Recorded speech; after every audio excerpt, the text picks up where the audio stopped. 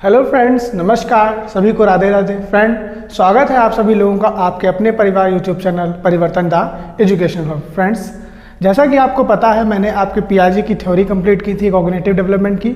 उसके बाद मैंने उसके कुछ की पॉइंट आपको बताए थे और फिर मैंने आपको टॉप 40 क्वेश्चन जो पियाजे के थे वो आपके दोनों वीडियो में मैंने करा दिए हैं। अगर तक आप आपने वीडियो को नहीं देखा है तो आप उन वीडियो को जाके देख लीजिए, डिस्क्रिप्शन बॉक्स में उसका लिंक पड़ा हुआ है। अगर आपने पियाजे को नहीं देखा है तो वाइगॉस्की की तरफ नज़र मत डालिएगा। मैंने आपको बताया था पहले ही दिन ही कि सीटेड पियाजे से होकर ही जाता है, वाइगॉस्की तक हम लोग धीरे धीरे जाएंगे। ठीक, तो फ्रेंड्स, आज हम लोग जो देखने वाले हैं वो मैंने आपको टॉपिक रीडिंग पढ़ी होगी, लेव वाइगॉस्की का सामाजिक सांस्कृतिक सिद्धांत। फ्रेंड्स, मैंने आपको ऐसा क्यों कहा कि आप पियाजे को जरूर देखिएगा, क्योंकि जब आप पियाजे को समझ लेंगे उसी के बाद आप लेव वाइगॉस्की को समझ पाएंगे। उसका रीज़न ये है कि लेव वाइगॉस्की ने भी जब अपनी थ्योरी दी थी तो उससे पहले उन्होंने पियाजे के द्वारा जितने उनके लिखे हुए लेख थे, उनके वर्क थे, सभी को उन्होंने पढ़ा था। उसी पढ़ने के बाद उन्होंने पियाजे का खंडन किया था, यानी अपनी एक न्यू थ्योरी दी थी जिसे उन्होंने क्या नाम दिया, सामाजिक सांस्कृतिक सिद्धांत, यानी Vygotsky socio culture development theory. ठीक, तो जैसे वाइगॉस्की ने आपके पियाजे महोदय को पहले पढ़ा था, फिर उसके बाद अपनी थ्योरी दी थी, वैसे भी हम लोगों को करना चाहिए कि पहले आपको पियाजे पढ़ना पड़ेगा, उसके बाद आपको लेव वाइगॉस्की को पढ़ना पड़ेगा। अब देखिए, चीज़ों को साथ साथ जोड़ते हुए चलेंगे। पहले हम लोगों ने संज्ञानात्मक सिद्धांत देखा पियाजे का, आज हम लोग देखने वाले हैं सामाजिक सांस्कृतिक सिद्धांत। इसी के आगे आएगा आपका नैतिक विकास का सिद्धांत, जिससे आपके कोहलबर्ग महोदय जुड़े होंगे। तो देखिए, आपके पियाजे, फिर वाइगॉस्की, फिर कोहलबर्ग। सीटेड इनसे बार बार भरमार क्वेश्चनों की करता है। आपके जो 30 क्वेश्चन में 15 क्वेश्चन जो पेडागोजी के होते हैं, वो इन 3 मनोवैज्ञानिक में कम से कम 6 क्वेश्चन यानी 2 क्वेश्चन ईच जो है वो कवर कर लेते हैं। आपके 15 से 6 अगर माइनस कर देंगे तो 9 क्वेश्चन आपके अदर चीजों से और 6 क्वेश्चन अकेले सिर्फ इन 3 मनोविज्ञानों से रहते हैं। ठीक है, तो देखते हैं आज लेव वाइगॉस्की के बारे में कि इन्होंने बालक के विकास के सिद्धांत के बारे में क्या कहा, अपने अपने क्या क्या फंडामेंटल रूल्स इन्होंने बताए, क्या इन्होंने पियाजे से अलग किया और इसके क्या की पॉइंट रह सकते हैं, उनको भी हम लोग निकालने की कोशिश करेंगे। तो बिना किसी तरीके चलिए शुरू करते हैं। क्या है आज, लेव वाइगॉस्की एक रूसी मनोवैज्ञानिक थे। तो रूसी मनोवैज्ञानिक आप जानते हैं, रूस जब ये पैदा हुए थे तो रूस जो था उसमें सोवियत संघ था। अगर आप देखोगे तो इस समय अगर कोई क्वेश्चन पूछे कि लेव वाइगॉस्की का जन्म स्थान कहाँ होगा तो बेलारूस में होगा, ध्यान रखिएगा। अगर मौजूदा समय में अगर इनके जन्म की बात करेंगे तो मौजूदा समय इनका जो जन्म स्थान है वो बेलारूस है, लेकिन जब इन्होंने जन्म लिया होगा तो वो क्या था, सोवियत संघ, जिसको हम लोग रूस कहते हैं। तो लेव वाइगॉस्की एक रूसी मनोवैज्ञानिक थे। मनोवैज्ञानिक आपको पता है, मन मतलब मस्तिष्क का अध्ययन करने वाले वैज्ञानिक को हम लोग मनोविज्ञान कहते हैं। ठीक है, साइकोलॉजिस्ट थे। इनका यह सिद्धांत संज्ञानात्मक सिद्धांत पर आधारित है। फ्रेंड देखिए क्या शब्द लिख के आ गया, संज्ञानात्मक सिद्धांत। और संज्ञानात्मक सिद्धांत के जनक कौन है, आपके पियाजे महोदय हैं। जीन पियाजे जो हैं वो संज्ञानात्मक सिद्धांत के जनक है। मैंने आपको बताया ना कि लेव वाइगॉस्की ने अपना सिद्धांत पियाजे के सिद्धांत को पढ़ने के बाद ही दिया। तो ये लिखा ना, इनका यह सिद्धांत संज्ञानात्मक यानी कॉग्निटिव जो थ्योरी थी पियाजे की, उस पर आधारित है। यानी उनको पढ़ने के बाद इन्होंने अपना कुछ ऐड किया। क्या ऐड किया कि यह पियाजे द्वारा दिए आयु विकास के एकाकी लक्षण का खंडन करते हैं। मतलब ये क्या लिखा, आयु विकास। तो आपको देखा होगा कि जो पियाजे महोदय थे, पियाजे महोदय ने आपके बच्चे की आयु के अकॉर्डिंग यानी उसकी उम्र के अकॉर्डिंग उसको 4 स्पष्ट चरणों में बांटा था। यानी जो उनके 4 चरण थे, जिनको मैंने आपको पहले बता चुका हूं, संवेदी, गामक, पूर्व संक्रियात्मक, मूर्त संक्रियात्मक और अमूर्त या औपचारिक। यानी लगभग 0 वर्ष से लेकर 16 वर्ष तक के भागों को उन्होंने 4 भागों में बांट दिया था। किसने बांटा था, पियाजे ने। ठीक, तो यह क्या दिखाता है, सिर्फ आयु, यानी उन्होंने किसके आधार पे अपना पूरा जो थ्योरी दी थी वो आयु के आधार पे दी थी। इसे क्या आपके लेव वाइगॉस्की महोदय जो है वो खंडन कर देते हैं। वो क्या कहते हैं कि आप बच्चे के विकास के सिर्फ एक पक्ष को नहीं देख सकते, यानी जो आपने सिद्धांत दिया है वो सिर्फ एक पक्ष पे आप नहीं दे सकते। आपको बच्चे के आसपास के जितने भी पक्ष हैं, जैसे कि आपका भावात्मक पक्ष, संज्ञानात्मक पक्ष, आपका सामाजिक पक्ष, आपका नैतिक पक्ष, आपका कल्पनात्मक पक्ष, यानी जितने भी पक्ष होते हैं विकास के, सभी पहलुओं का आपके बच्चे के विकास में बहुत महत्वपूर्ण योगदान होता है। जबकि आप देखोगे पियाजे महोदय ने सिर्फ उसके संज्ञानात्मक पक्ष यानी जो भौतिक बुद्धि वाला जो विकास था उसी पे उन्होंने ज़्यादा बल दिया था, जिसका आपके जो वाइगॉस्की महोदय हैं पूर्णतः खंडन कर देते हैं। एक तरीके से कह सकते हैं पियाजे वर्सेस लेव वाइगॉस्की हम लोग देख रहे हैं। ठीक, इस सिद्धांत के अनुसार बालक का विकास अपने पास के लोगों के साथ अंतःक्रिया या परस्पर संबंध स्थापित करने से है। यानी लेव वाइगोस्की महोदय क्या कहते हैं कि बालक में जो भी विकास होता है वो उसके आसपास की जो चीजें होती उन्हीं क्षेत्रों से सीख के होता है। अब आसपास में जो उसका विकास होगा वो चीजों से सीख कर उसका संज्ञानात्मक विकास भी होगा, उसका भावात्मक विकास भी होगा, उसका क्या कहते हैं मानसिक विकास भी होगा और उसका आपका सामाजिक विकास भी होगा। जबकि पियाजे महोदय क्या कहते हैं कि जो बच्चे का विकास होता है वो उसकी बुद्धि के अकॉर्डिंग होता है, जैसे उसकी बुद्धि होगी वैसा उसका विकास होगा। जबकि आपके वाइगोस्की महोदय क्या कहते हैं कि बालक के अनुसार उसका जो विकास है वो उसके समाज के साथ यानी जो आसपास के लोग हैं उनसे अंतःक्रिया यानी इंटरेक्शन करने से जो होता है यानी जो दो लोगों के बीच में संबंध स्थापित होगा, इन्हीं संबंध के बाद में जो इंटरेक्शन होगा बालक और उसके आसपास का कोई भी व्यक्ति हो उससे। जैसे बिल्ली की आवाज़ निकलना वो किसी मनुष्य से नहीं सीखता है, बिल्ली की आवाज़ निकलना वो बिल्ली से ही सीखता है, कुत्ते की आवाज़ निकलना वो कुत्ते से ही सीखता है और मनुष्य की आवाज़ निकलना वो मनुष्य से ही सीखता है। यानी जैसा उसका वातावरण होगा वैसा ही उस पर इफेक्ट पड़ता है। और इस चीज़ की बात किसने की है? आपके लेव वाइगोस्की महोदय ने की है। ठीक, तो वाइगोस्की महोदय क्या कहते हैं कि बालक का जो भी विकास होता है वो उसके आसपास की चीज़ों के अंतःक्रिया यानी इंटरेक्शन से होता है। जबकि पियाजे महोदय क्या कहते हैं कि बच्चे का विकास उसके बौद्धिक क्रियाओं से होता है। चलिए आगे देखते हैं क्या कह रहे हैं वाइगोस्की कि बालक का विकास उसके परिवेश या वातावरण के अनुसार होता है। यानी देखिए मैंने आपको बताया ना कि जैसा आपका परिवेश होगा उसी के अकॉर्डिंग आपका विकास होगा। परिवेश मतलब वातावरण। जैसे आप एक कार्टून आपने देखा होगा जंगल बुक, जिसमें एक आपका करेक्टर है मोगली। अगर आप मोगली को देखोगे तो मोगली शुरुआत से ही जंगल में रहा है, तो उसे सभी जंगली जानवरों की भाषाओं का भी ज्ञान है। आम मनुष्य से वो थोड़ा अलग है। क्यों अलग है? क्योंकि उसे पूरे जंगल की चीज़ें जो आती हैं, अगर आप मतलब ये नहीं देखे हो क्योंकि मैंने छोटे तो आपने एक पिक्चर देखी कि टार्जन, तो टार्जन में जो आपका हीरो है जो बना है मतलब मेन कैरेक्टर है वो जंगल में रहने वाला है, जंगल के सभी जानवरों के उसके साथ जान पहचान है। अर्थात कहने का मतलब ये है कि जैसा ही आपका परिवेश होगा यानी आपके आसपास जैसे लोग होंगे वैसा ही आपका विकास होगा। क्लियर है ना? ठीक, चलिए जैसे आपने मुहावरा सुना होगा कि कोयले के खदान में काम करने वाले के हाथ काले पड़ जाते हैं। मतलब जब आप कोयले में ही काम करोगे तो आपके हाथ जो होंगे वो काले पड़ने ही पड़ने हैं। यानी कहने का अर्थ ये है कि बालक का विकास जो भी होगा उसके वातावरण के अनुसार होगा। मछली जीवन से ही जल में रहती है इसीलिए वह जलचर है और मनुष्य जीवन से ही थल पे रहता है इसीलिए वह थलचर है। क्लियर? चलिए आगे देखते हैं। बालक में भाषा और विचार स्वतंत्र रूप से विकसित होते हैं। ये पॉइंट बहुत ज़्यादा इंपॉर्टेंट है फ्रेंड्स, ध्यान रखिएगा कि बालक में भाषा और विचार जो है उसका चिंतन प्रक्रिया है ये स्वतंत्र रूप से विकसित होते हैं, लेकिन लगभग 3 साल की उम्र के बाद ये आपस में मिल जाते हैं। जबकि पियाजे क्या कहते हैं? पियाजे कहते हैं कि पहले थॉट आता है, पहले विचार आते हैं।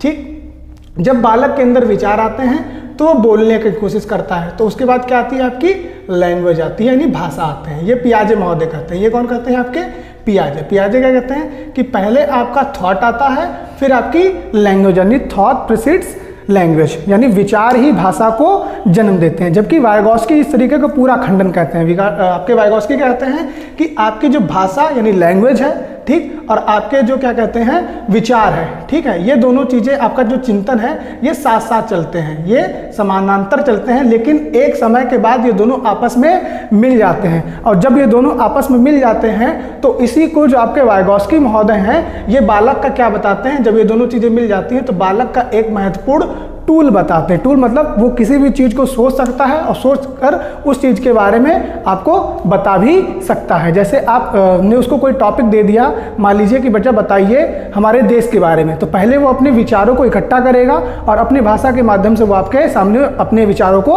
प्रस्तुत करेगा। तो पियाजे ने जो सबसे अच्छा टूल बालक के लिए बताया है वो किसे बताया है? लैंग्वेज को। ठीक, और लगभग ये लैंग्वेज और थिंकिंग जो है ये साथ साथ में आपके समानांतर चलती है, लेकिन एक समय जब 3 वर्ष के बाद ऐसा आता है कि विचार और भाषा दोनों एक साथ उसकी मिल जाती हैं। चलिए आगे देखते हैं। फिर पियाजे की थ्योरी में एक टर्म आता है जिसका नाम है निकट विकास का क्षेत्र, यानी जोन ऑफ प्रॉक्सिमल डेवलपमेंट, जिसे हम लोग एब्रीविएशन में ZPDB कहते हैं। ये क्या है कि यह सिद्धांत निर्माणवाद, निर्माणवाद आप समझो ना कि चीज़ों को बनाना, यह सिद्धांत निर्माणवाद पर आधारित है, अर्थात बालक अपने विकास को हर संभव स्तर तक ले जाने का प्रयास करता है। देखिए बहुत अच्छी यहाँ पे लाइन लिखी है कि बालक कोशिश कर रहा है कि उसका जितना विकास हो पाए। और विकास कैसे होगा वो हम लोग पहले देख चुके हैं। विकास होता है हमेशा उसके परिवेश यानी वातावरण के अकॉर्डिंग, और वातावरण उसको मिलेगा कहाँ से? निकट विकास का क्षेत्र। जैसे हम लोग हैं, हम लोगों की जो भाषा है वो मूलतः हिंदी है, ठीक? क्यों? क्योंकि हम लोगों के आसपास बोली जाने वाली भाषा कौन सी है? हिंदी है। अब आप ये समझिए कि एक छोटा बच्चा जिसके परिवेश में हिंदी बोली जाती है वो इंग्लिश बोलना सीख जाए तो ऐसा संभव नहीं है, ठीक? लेकिन वो कोशिश क्या करता है? वो कोशिश करता है कि अगर उसे इंग्लिश नहीं आती है तो वो किसी दूसरे से कोशिश करने का ट्राई करेगा, मतलब सीखने की, उस भाषा को सीखने की ट्राई करेगा। यही आपका क्या है? निकट विकास का क्षेत्र, यानी वो अपनी किसी भी समस्या का समाधान करने के लिए, किसी भी नई चीज को सीखने के लिए अपने आसपास में जो मौजूदा व्यक्ति होंगे उनसे सीखने की कोशिश करेगा। अर्थात अपने विकास को जितना संभव हो सकता ना कि मतलब एक वो कोई चीज बना रहा है तो उसे परफेक्ट करने की कोशिश करेगा, ठीक? तो उसी को क्या कहा है पियाजे ने? निकट विकास का क्षेत्र। अर्थात कुछ छोटे शब्दों में कहें कि आपके पास जो भी संसाधन आपके पास में मौजूद हैं उन्हीं का प्रयोग करके कोई अच्छी सी वस्तु बनाना, इसी को आपके लेवास्की ने क्या कहा? निकट विकास का क्षेत्र। आगे देखते हैं कि इसी वास्तविक विकास स्तर और संभव विकास स्तर के बीच कड़ी है। कौन सी कड़ी है? ZPT। इसी को निकट विकास का क्षेत्र कहते हैं। अर्थात यानी आपका एक होता है वास्तविक विकास का क्षेत्र, यानी आपके परिवार में मूलतः जैसे हिंदी बोली जाती है, ठीक? और आपका संभव जो प्रयास स्तर है वो है इंग्लिश बोलने का, कि आप इंग्लिश भी बोलना चाहते हो। तो इसी इंग्लिश और हिंदी के बीच की जो कड़ी बनेगी वो कौन बनेगा? निकट विकास का क्षेत्र बनेगा। यानी आपके आसपास जो व्यक्ति मौजूद होंगे उनसे जब आप सीखने का प्रयास करोगे तो यही सीखने का प्रयास आपका क्या कहलाएगा? निकट विकास का क्षेत्र कहलाएगा। अब इसे देखिए एक थोड़ा सा आप उसमें समझिए, मतलब क्या कहते हैं फ्लो चार्ट के माध्यम से। जैसे आपके सामने देखिए फ्लो चार्ट बना है, एक तरफ आपका लिखा है ZPD यानी निकट विकास का क्षेत्र, दूसरी तरफ आपका लिखा है इसके फोल्डिंग जिसे हिंदी में पाण, ढांचा या मचान भी कहते हैं, और तीसरा आपका लिखा है MKO यानी मोर नॉलेजेबल अदर, ठीक? यानी दूसरों को जानकारी देने वाला। अब जरा देखिए इसी प्रोसेस को समझिए। तो इसी चीज़ को हम लोग अपने एक फ्लो चार्ट के माध्यम से सीख सकते हैं, जो मैंने आपको थ्योरी बताई है। आप जरा इस वाले फ्लो चार्ट को देखिए। इसमें देखिए एक आपके गोले में लिखा है ZPD, एक में लिखा है इसके फोल्डिंग, एक में लिखा है MKO, यानी एक तरीका आपका वेन डायग्राम है। यानी ये तीनों चीज़ें आपस में इंटरकनेक्टेड है। यानी ये क्षेत्र ये दिखा रहा है कि ये जो तीनों चीज़ें हैं आपकी आपस में इंटरकनेक्टेड हैं। अब समझिए कि आपके पास एक मैथ का कोई क्वेश्चन है जो आपसे सॉल्व नहीं हो रहा है, वो क्वेश्चन बहुत ज़्यादा हार्ड है, आपके क्षेत्र में वो नहीं है। तो आप करते क्या हो कि आप अपने निकट विकास के क्षेत्र में ढूंढते हो एक ऐसे व्यक्ति को जिसे मैथ की बहुत ज़्यादा नॉलेज है, ठीक? अब उसी नॉलेज वाले व्यक्ति से आप क्या लेते हो? मदद लेते हो। उसी नॉलेज वाले व्यक्ति से आप क्या लेते हो? मदद लेते हो। और ये मदद आपको देता कौन है? वही जानकार व्यक्ति ही देगा जिसे मैथ की नॉलेज है। अब मान लीजिए कोई एक आपका क्या कहते हैं कला का जो शिक्षक है, आप उससे अगर मैथ का क्वेश्चन पूछोगे तो वो नहीं बता पाएगा। उसे नॉलेज तो है लेकिन आपकी जो समस्या है वो मैथ से रिलेटेड है, तो आपको अपने मैथ के टीचर से ही सीखना पड़ेगा। तो इसी को हम लोग क्या कहते हैं? ZPD की एक पूरी प्रोसेस कहते हैं कि आप जो भी मदद लेते हो उसी मदद को इसके फोल्डिंग कहा गया है, और जिससे मदद लेते हो वो क्या है? जानकार व्यक्ति है, यानी मोर नॉलेजेबल अदर है, यानी दूसरों को जानकारी देने वाला है। और ये दोनों प्रोसेस जो होती हैं वो किसके अंतर्गत होती हैं? ZPD के अंतर्गत होती हैं। अब जरा इसी चीज को, यानी यही जो चीज है इसको एक छोटे से डायग्राम में देखिए। सामने आपके लिखा है ना, मान लीजिए आप ये हैं इस समय, मान लीजिए A फॉर एप्पल, एप्पल एक बच्चा है जिसका नाम है, ठीक? अब इस बच्चे की एक छोटी सी प्रॉब्लम है, ठीक है ना? छोटी सी प्रॉब्लम क्या है कि वो नदी के एक तट पे खड़ा है, उसे दूसरी तट पे जाना है। अब उसको पुल बुलाना नहीं आता है कि वो उधर जाए कैसे, तो वो क्या कोशिश करेगा? वो एक ऐसे व्यक्ति को ढूंढने की कोशिश करेगा अपने आसपास, या अपने आसपास की वस्तुओं को ढूंढने की कोशिश करेगा और किसी दूसरे व्यक्ति की मदद लेगा। जो व्यक्ति क्या होगा, पुल बनाने में थोड़ा बहुत माहिर होगा या नाव बनाने में माहिर होगा। तो आप अपनी समस्याओं को हल करके यानी अपने आसपास की समस्याओं को हल करके इस क्षेत्र पे यानी पुल से प्राप्त पार करके दूसरे क्षेत्र में आप जा सकते हो। यही पुल आपकी क्या कर रहा है, हेल्प कर रहा है। और पुल आपने बनाया किसकी मदद से, किसी जानकार व्यक्ति की मदद से। यानी किसी भी समस्या को सॉल्व करने के लिए किसी दूसरे जानकार व्यक्ति से मदद लेना ही क्या कहलाता है, निकट विकास का क्षेत्र कहलाता है। वो मदद आपकी स्कैफोल्डिंग कहलाती है और मदद देने वाला मोर नॉलेजेबल अदर या MKO कहलाता है। क्लियर है ना। चलिए आगे देखिए, एक डायग्राम आ रहा है कि ये निकट विकास का क्षेत्र आपका काम कैसे करता है। तो इसको भी एक फ्लो चार्ट के माध्यम से देखिए कि एक आपका क्षेत्र है जिसका नाम है सामाजिक, एक है आपका सांस्कृतिक और एक आपका है भाषा। और ये तीनों भी आपकी आपस में इंटरकनेक्ट होती है। हमने बताया ना, इंटरेक्शन तीनों के बीच में होता है। यानी आप पहले सीखते हो अपने सामाजिक अंतःक्रिया से। सामाजिक अंतःक्रिया क्या है कि जैसे मान लीजिए आप घर में हैं अपने, तो घर में आप अपनी मामा से चाय बनाना सीख सकते हो, पापा से आप लोगों के बीच में बातचीत करना सीख सकते हो, शिक्षक से आप अपना पाठन जो आपका कार्य है वो सीख सकते हो। तो उसी को हम लोग क्या कहते हैं, सामाजिक अंतःक्रिया कहते हैं। यानी समाज से सीखना ही आपका क्या है, सामाजिक अंतःक्रिया यानी इंटरेक्शन है। ठीक, आप जिस भी माध्यम से सीखते हो वो आपकी क्या है, भाषा है। भाई अगर आप किसी से कोई चीज़ सीख रहे हो वो आपकी भाषा है। जैसे चाय बनाने का मतलब ये नहीं है कि एक कटोरा लीजिए, मतलब एक पैन लीजिए, उसमें थोड़ा सा दूध डालिए, ऐसा नहीं। आप उसे देख रहे हो और देख कैसे रहे हो, उनके विचार के माध्यम से। ठीक है ना, आप देख कैसे रहो, विचार के माध्यम से। यही जो सामाजिक अंतःक्रिया होती है वो किस माध्यम से होती है, भाषा के माध्यम से होती है। और कुछ चीज़ें जो आप समाज से सीखते हो वो आपकी क्या है, संस्कृति है। देखिए आपके जो विकास होता है सांस्कृतिक सामाजिक, क्योंकि ये सिद्धांत है, तो ये विकास आपकी संस्कृति से भी बहुत ज़्यादा संबंधित रहता है। ठीक, जैसे गुरुकुल में पढ़ने वाले व्यक्तियों की वाणी हमेशा मीठी रहेगी, क्यों, क्योंकि उन्हें उसी तरीके से पढ़ाया जा रहा है। तो इसी पूरी जो प्रोसेस है, इसी को प्रोसेस को क्या बोला गया है, सामाजिक सांस्कृतिक सिद्धांत बोला गया है। ठीक, यानी पूछा जाए कि सामाजिक सांस्कृतिक सिद्धांत किन चीज़ों से प्रभावित है, तो समाज की अंतःक्रिया से भी प्रभावित है, आपकी संस्कृति यानी कल्चर से भी प्रभावित है, आपकी भाषा यानी लैंग्वेज से भी प्रभावित रहती है। इसी भाषा के आपके जो वाइगॉस्की महोदय हैं उन्होंने 3 प्रकार बताए हुए हैं। वो 3 प्रकार क्या हैं, पहला है, देखिए लिखा है भाषा के प्रकार, पहला है सामाजिक वाक जिसे हम लोग इंग्लिश में कहते हैं सोशल स्पीच, दूसरा है आपका निज वाक जिसे हम लोग कहते हैं प्राइवेट स्पीच, और तीसरा है आपका अंतःमना वाक जिसे हम लोग कहते हैं साइलेंट इनर स्पीच। अब देखिए जरा पहली वाले को देखिए आप, सामाजिक वाक, यानी ये क्या है, ये लगभग 2 वर्ष के अंतर्गत आपकी क्या होती है, करना बालक शुरू कर देता है। यानी इस प्रकार के जो वाक हैं, सामाजिक वाक हैं, ये बालक लगभग 2 वर्ष में शुरू कर देता है। जैसे कि मुझे पानी दो, खाना दो, यानी छोटे छोटे शब्दों को जोड़कर वो अपने विचारों को भाषा के माध्यम से व्यक्त करना शुरू कर देता है। ठीक, तो इसी को वाइगॉस्की महोदय ने क्या कहा है, सामाजिक वाक कहा है। आगे आती है निज वाक, ये बहुत ज़्यादा इंपॉर्टेंट है। अगर आप मतलब वाइगॉस्की पढ़ रहे हैं तो आपको निज वाक यानी प्राइवेट स्पीच के बारे में तो पता ही होना चाहिए। ये आपके लगभग 3 वर्ष की उम्र तक आ जाती है। ये क्या है, देखते होंगे आप छोटे छोटे जो बच्चों को खिलौने दिए जाते हैं, तो मान लीजिए उनके पास एक ऐसा खिलौना है जिसे वो जोड़ जोड़ कर चलाते हैं। ठीक, जोड़ जोड़ कर चलाते हैं। अब आपने उसके सामने उसके पार्ट रख दिए, अब वो क्या कर रहा है, अपने मन में ही बात कर रहा है, यानी खुद से ही बात कर रहा है, स्वयं को निर्देश दे रहा है कि अरे वो वाला टुकड़ा कहाँ गया है जो यहाँ पे लगेगा। यानी मान लीजिए कोई ऐसा सेल है तो यहाँ पे ऐसा वाला ही सेल लग सकता है, वो उस सेल को ढूंढने यानी उस टुकड़े को ढूंढने की कोशिश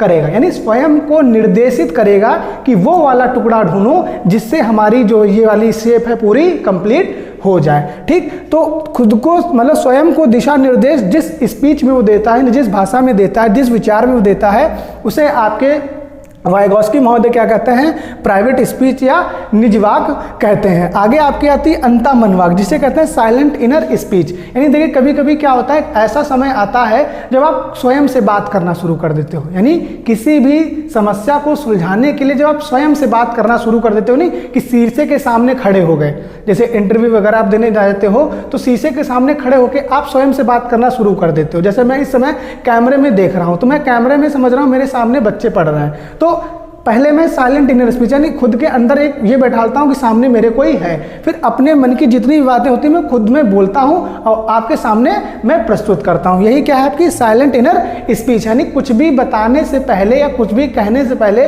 स्वयं के मन में ही उस चीज के बारे या उस समस्या समाधान के बारे में सोचना ही क्या कहलाता है, साइलेंट इनर स्पीच कहलाता है। जबकि प्राइवेट स्पीच क्या है, खुद को दिशा निर्देश देना कि नहीं ये वाला टुकड़ा यहाँ नहीं यहाँ लगेगा, ट्रायंगल वाला शेप यहाँ पे बना है तो यहाँ पे लगेगा। स्वयं को दिशा निर्देश देना आपको क्या कहलाता है, निजवाक कहलाता है। ये आपके लाइवोस्की की आपकी पूरी एक सोशियो कल्चर डेवलपमेंट थ्योरी है। जरा एक बार इसे कुछ समय में पूरा एक बार देख लेते हैं। क्या है लाइवोस्की का सामाजिक सांस्कृतिक सिद्धांत, ठीक। इन्होंने पियाजे के पहले कॉग्निटिव थ्योरी को पढ़ा, उसके बाद उन्होंने अपना सिद्धांत दिया।